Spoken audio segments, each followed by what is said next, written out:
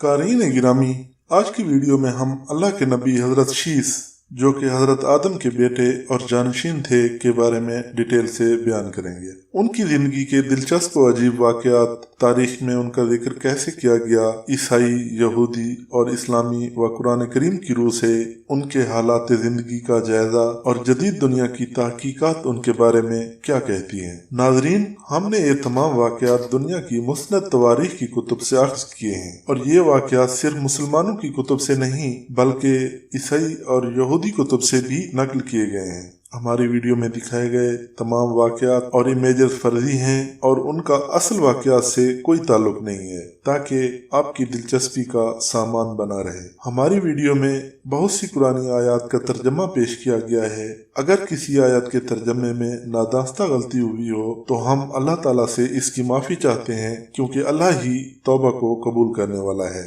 شیس، مقدس سلف اور طوفان نوح سے قبل کے بزرگ۔ سیت یا شیس علیہ السلام حضرت آدم علیہ السلام کے تیسرے بیٹے اور ان کے بعد نبی تھے۔ ان کا ذکر تورات میں ہے۔ یہودیت، مسیحیت اور اسلام کے مطابق یہ آدم اور حوا کے بیٹے اور حابیل و قابیل کے بھائی تھے۔ عہد نامہ قدیم کتاب پیدائش کے باب 4 آیت 25 میں یوں مذکور ہے، اور آدم اپنی بیوی کے پاس گیا اور اس کے ایک اور بیٹا ہوا، اور اس کا نام سیت یا شیس رکھا گیا، اور وہ کہنے لگے کہ خدا نے حابیل کے عوض جس کو قین یعنی قابیل نے قتل کیا مجھے دوسرا فرزند عطا کیا ہے۔ شیس عبرانی زبان کا لفظ ہے جس کے معنی بیج یا پودا کے ہیں۔ یہودیوں اور عیسائیوں کے مطابق حضرت شیس کی پیدائش ہوئی تو اس وقت حضرت آدم علیہ السلام کی عمر 130 سال تھی۔ حضرت شیس علیہ السلام حضرت آدم علیہ السلام کے تیسرے بیٹے تھے۔ آپ حضرت آدم علیہ السلام کی وفات کے بعد جانشین بنے، یعنی حوا کو یقین تھا کہ شیس ان کو حابیل کے بدلے میں اور حابیل صبر کی وجہ سے انعام کے طور پر عطا کیا گیا تھا۔ کتاب پیدائش کے مطابق جب شیس تولد ہوئے اس وقت حضرت آدم کی عمر 130 سال تھی، اور شیس ہو بہو حضرت آدم کی شبیہ اور صورت پر تھے۔ کتاب پیدائش باب 5 آیت نمبر 3۔ حضرت آدم علیہ السلام حابیل کے قتل کے بعد پریشان رہتے تھے۔ آپ کے غم کو دیکھتے ہوئے اللہ تعالیٰ نے حضرت جبرائیل علیہ السلام کو آپ کے پاس بھیجا، جنہوں نے حضرت آدم علیہ السلام کو خوشخبری سنائی کہ اللہ تعالیٰ آپ کو عنقریب ایک بیٹا عطا فرمائیں گے، اور اس کی نسل سے حضرت محمد صلی اللہ علیہ وآلہ وسلم تمام نبیوں کے سردار پیدا ہوں گے۔ حابیل کی وفات کے کم و بیش 5 سال بعد اللہ تعالیٰ نے آپ کو بیٹا عطا فرمایا۔ حضرت شیس علیہ السلام کی شکل و صورت، سیرت و کردار بالکل حضرت آدم علیہ السلام کی طرح تھا۔ حضرت آدم علیہ السلام نے شیس علیہ السلام کو اپنا ولی عہد مقرر کیا تاکہ حضرت آدم کے بعد اولاد آدم کی رہنمائی کر سکیں۔ حضرت آدم علیہ السلام نے انہیں خصوصی نصیحت فرمائی کہ جب طوفان حضرت نوح علیہ السلام کے زمانے میں واقع ہو، اگر تم اس زمانے کو پاؤ تو میرے جسد خاکی کو کشتی نوح میں رکھنا تاکہ غرق ہونے سے محفوظ ہو سکے، یا پھر اگر آپ کی وفات ہو جائے تو اپنی اولاد کو وصیت کرنا کہ وہ اس پر عمل کرے۔ یہی شجرہ نامہ قدیم کی کتاب تواریخ اول کے باب 1 کی آیت 1 تا 3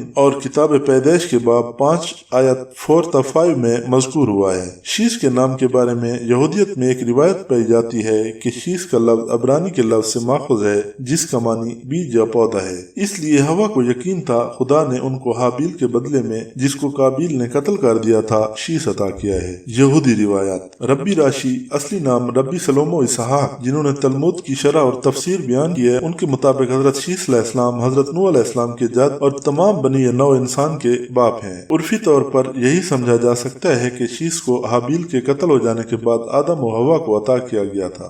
آدم نے شیس کو بہت سارے خفیہ علوم سے آگاہی دی تھی جو بعد ازاں قبالہ کی صورت اختیار کر گیا، جبکہ یہودیت کی علمی اور ادبی کتاب زہر یا زہری کے مطابق شیس تمام صادق اور نیک انسانوں کے جد ہیں۔ 2 صدی عیسوی میں مرتب شدہ تاریخ عالم سیدر علم ربا the great order of the world کے حوالے کے مطابق یہودیت میں متصور ہے کہ وہ یوم العالم تخلیق کائنات کا سال ان دا ایئر آف دی ورلڈ سال 130 میں پیدا ہوئے۔ قصہ سے اسرائیلیات آگادہ یعنی آگدہ کے مطابق شیس کے 33 بیٹے اور 23 بیٹیاں تھیں، جبکہ ترتیب و تاریخ عالم کے مطابق شیس کی وفات یوم العالم کے سال 1042 میں ہوئی۔ اشیسون یا اشیسیا فرقہ نام نہایت طور پر شیس کو معبود سمجھ سمجھتا ہے، کیونکہ ان کی روایت میں شیس کو ایک مافوق الفطرت اوتار کے طور پر دکھایا گیا ہے۔ فلاویس یوسفس ایک رومی یہودی جو ایک دانشور مورخ اور سیرت نگار تھا، اس نے قدیم آثار یہود نامی ایک کتاب میں شیس کو ایک متقی اور پرہیزگار شخص قرار دیا ہے۔ فلاویس یوسفس نے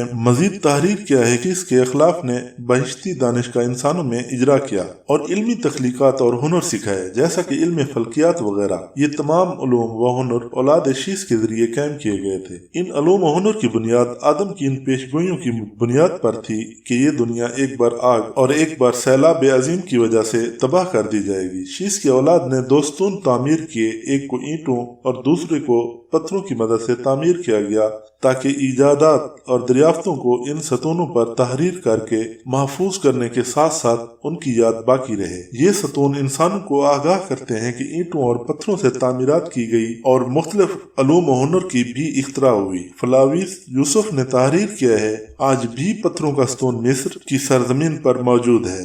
ولیم ہسٹن جو 17ویں اور 18ویں صدی میں گزرے ہیں، انہوں نے قدیم آثار یہود کا ترجمہ کرتے ہوئے حاشیہ میں تحریر کیا ہے کہ یقینی طور پر فلاویس یوسفس نے غلطی سے شیس کو مصر کے ایک بادشاہ سیسوٹرس سے گڑبڑ کر دیا ہے۔ وہ مزید وضاحت کرتے ہوئے لکھتے ہیں کہ یہ ممکن ہی نہیں سیلاب عظیم کے بعد کوئی بھی تعمیر بشمول ستون وغیرہ پانی سے بچ نکلے، کیونکہ گاد اور پانی نے ہر چیز کو دفن کر دیا تھا۔ مسیحی روایات۔ بعض مسیحی روایات کے مطابق شیس کی پیدائش یوم العالم کے سال 130 میں ہوئی، جبکہ یوم العالم کے سال 231 میں شیس کی شادی اس کی بہن آزورا سے انجام پائی اور بالآخر یوم العالم کے سال 235 میں آزورا نے انوش کو جنم دیا۔ الشیسون یا شیسیا ایک معروف مسیحی فرقہ ہے۔ اس فرقے کی تاریخ کے بارے میں گمان ہے کہ یہ فرقہ مسیحیت سے بھی پہلے کا تھا۔ اس فرقے کا نفوذ بحیرہ روم کے علاقوں تک ہو گیا تھا اور اس کے عقائد کا اثر مابعد کے فرقوں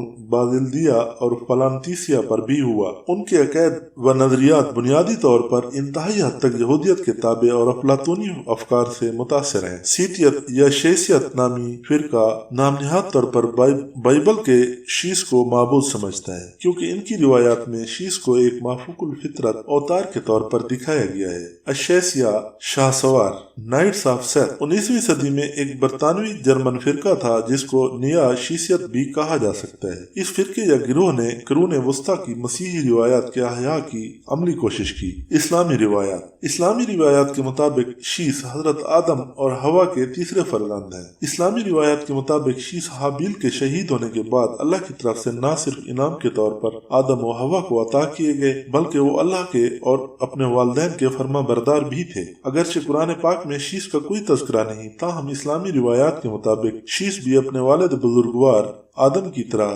نبوت سے سرفراز کیے گئے تھے تاکہ وہ بنی نوع انسان کی رہنمائی کریں، اور انہوں نے آدم کی وفات کے بعد انسانوں کی اللہ تعالیٰ کی بندگی کی طرف رہنمائی کی۔ اسلامی معصورات کے مطابق شیس ایک بلند پایہ شخصیت ہیں۔ ان کا شمار طوفان نوح سے قبل نسل آدم میں اولو العزم نبی کے طور پر ہوتا ہے، جبکہ بعض روایات کے مطابق شیس ایک صاحب مصحف نبی تھے۔ اسلامی روایات کے مطابق شیس پیدا ہوئے اس وقت حضرت آدم علیہ السلام کی عمر 100 برس یا کچھ زیادہ تھی۔ آدم نے شیس کو اپنا جانشین منتخب کیا تاکہ وہ آدم کے بعد اولاد آدم کی رہنمائی کر سکیں۔ مسلمانوں کا عقیدہ ہے کہ شیس کو زندگی کے مختلف پہلوؤں میں خاطر خواہ دانش و معرفت عطا ہوئی تھی، جیسا کہ اوقات کار کا تعین، طوفان نوح کے بارے میں نبویانہ اضطراب اور نماز تہجد کے بارے میں استشاف۔ یہودیت اور مسیحیت کی طرح اسلام میں بھی انسان کا شجرہ نامہ شیس سے پہلے سے شروع کرتے ہیں، جبکہ حابیل کو قابیل نے قتل کر دیا اور حابیل سے کوئی وارث نہیں تھا، جبکہ قابیل کے ورثاء جو نہایت درجہ گمراہ تھے طوفان نوح میں تباہ کر دیے گئے تھے۔ شیس سے بہت سے ہنر منسوب ہیں۔ شیس حضرت آدم علیہ السلام کے بعد دوسرے نبی، آدم و حوا کے بیٹے، نیز حابیل اور قابیل کے بھائی ہیں۔ اب حابیل کے قتل کے بعد اللہ تعالیٰ کی طرف سے ہدیہ تھے، اس لیے حبت اللہ سے بھی مشہور تھے۔ شیس حضرت آدم کے جانشین ان کے بعد پیغمبر بنے اور کئی آسمانی صحیفے آپ پر نازل ہوئے۔ آپ کی 4 اولادیں تھیں اور پہلے بیٹے کا نام انوش تھا۔ مورخوں کے مطابق انسانی نسل آدم کی اولاد میں سے شیس میں سے ہوئی۔ آپ کی عمر 912 سال تھی اور کوہ ابو قبیس میں دفن ہوئے۔ اور لبنان کے مشرق میں بالبک کے علاقے میں بنی شیس نامی ایک بڑا مقبرہ شیس نبی سے منسوب ہے۔ شیس آدم اور حول کی اولاد میں سے تیسرے فرزند اور حابیل و قابیل کے چھوٹے بھائی ہیں۔ تاریخی گزارشات کے مطابق حابیل کے قتل ہونے کے بعد آدم نے اللہ تعالیٰ سے شکوہ کیا تو حابیل کے بدلے شیس نام سے ایک بیٹا اللہ نے عطا کیا۔ اسی وجہ سے شیس کا لقب حبت اللہ یعنی اللہ تعالیٰ کا ہدیہ بھی مشہور ہے۔ شیس جب پیدا ہوئے تو اس وقت حضرت آدم علیہ السلام کی عمر 130 سال تھی۔ شیس حضرت آدم کی دوسری اولاد کی طرح ایک بہن کے ساتھ جڑواں تھے اور اس بہن کا نام عزورہ تھا، لیکن بعض تواریخ کے مطابق آپ جڑواں نہیں تھے۔ ازدواج و اولاد تاریخی ماخذ میں شیس کی اہلیہ کا نام حوریہ لکھا گیا ہے، جس سے شادی حضرت آدم کی تجویز پر ہوئی تھی۔ اس شادی کے نتیجے میں 4 بیٹے پیدا ہوئے، جس میں سب سے بڑا انوش آپ کے جانشین بنے۔ شیس کی 105 سال کی عمر میں انوش پیدا ہوئے تھے۔ بعض ماخذ میں شیس کی شادی قابیل کی بہن اکلیمہ سے ہونے کا بھی کہا گیا ہے۔ شیس سے انسانی نسل کا پھیل جانا شیس کی خصوصیت میں ہے